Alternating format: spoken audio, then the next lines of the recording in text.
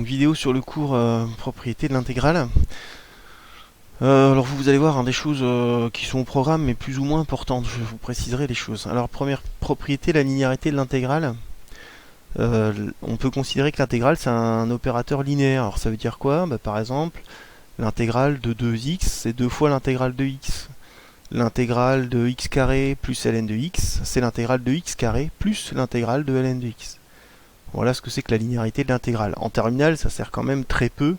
Vous verrez dans les exercices, bon, il y a une question qui vous demande de l'utiliser.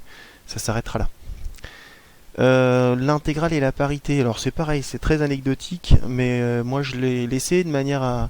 Ça me permet de vous reparler de surface. Alors regardons ça sous le module GeoGebra que j'ai mis.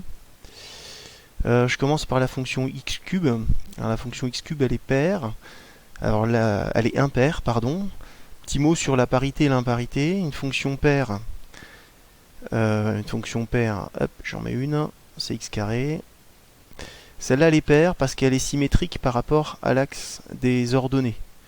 Qu'est-ce qu'on observe aussi sur une fonction paire? F de moins x égale f de x. F de moins 1 c'est f de 1. F de moins 2 c'est f de 2. Voilà, fonction paire. Fonction impaire, elle est symétrique par rapport à l'origine, cette fois, pas par rapport à l'axe des ordonnées. Et vous avez f de moins x qui est égal à moins f de x. Ces deux valeurs-là, elles sont opposées.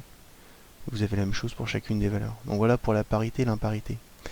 Alors quel résultat est intéressant de repérer? Regardez, alors je vais faire l'intégrale de f entre moins 1 et 1. Ah, j'ai oublié un E.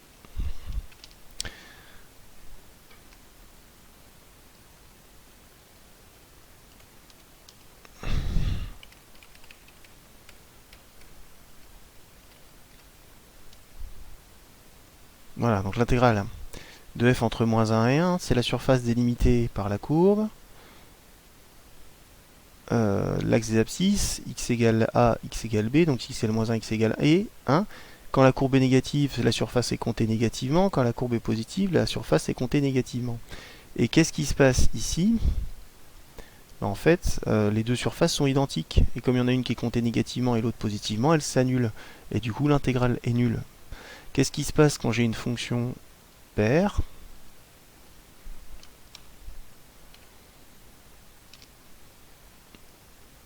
La fonction paire, ces deux surfaces-là sont identiques.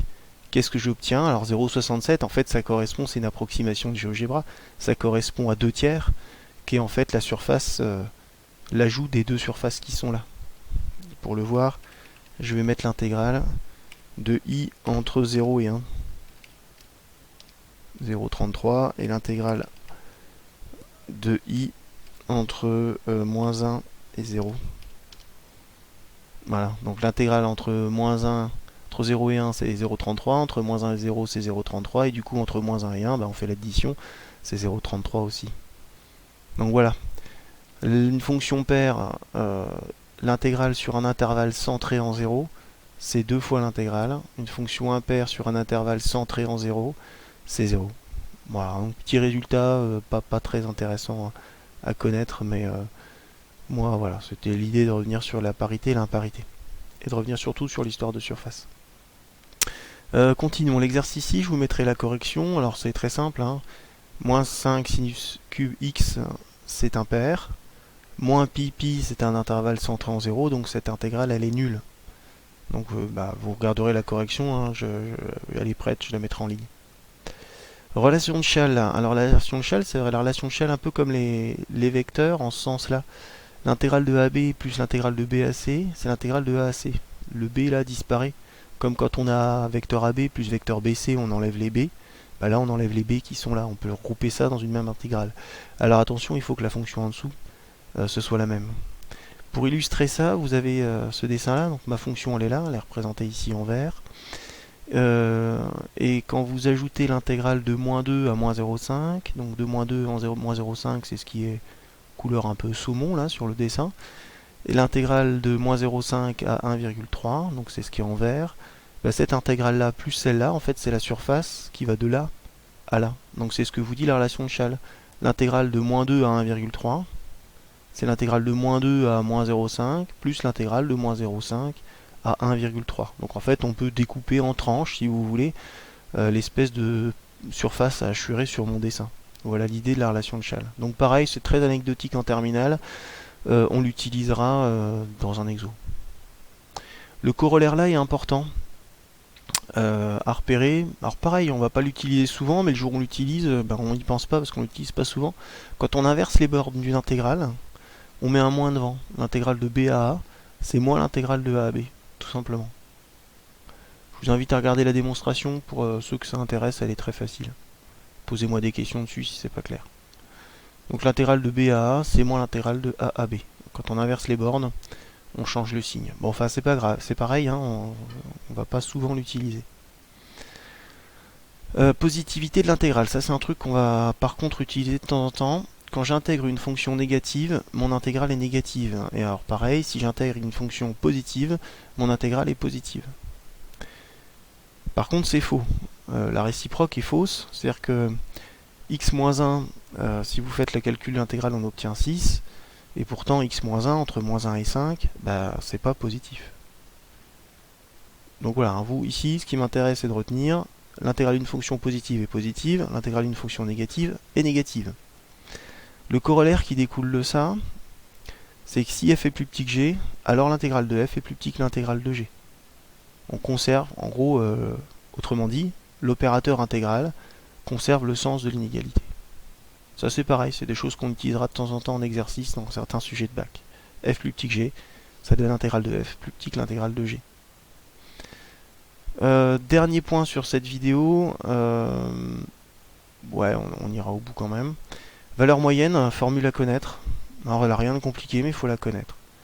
L'intégrale, la valeur moyenne de f sur AB, c'est 1 sur b moins a. Intégrale de a à b de f de t dt.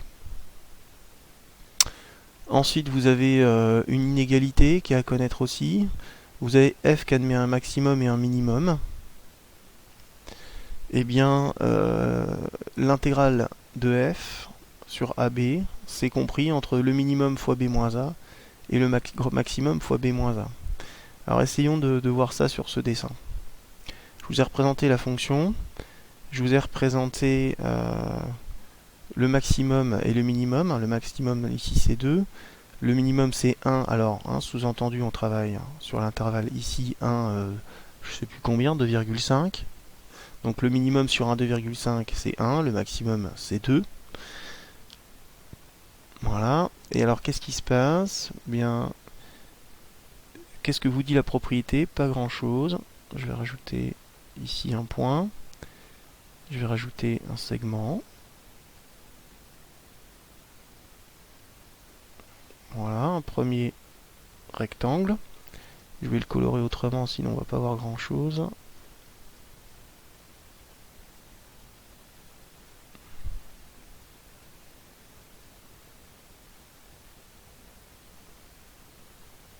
Voilà.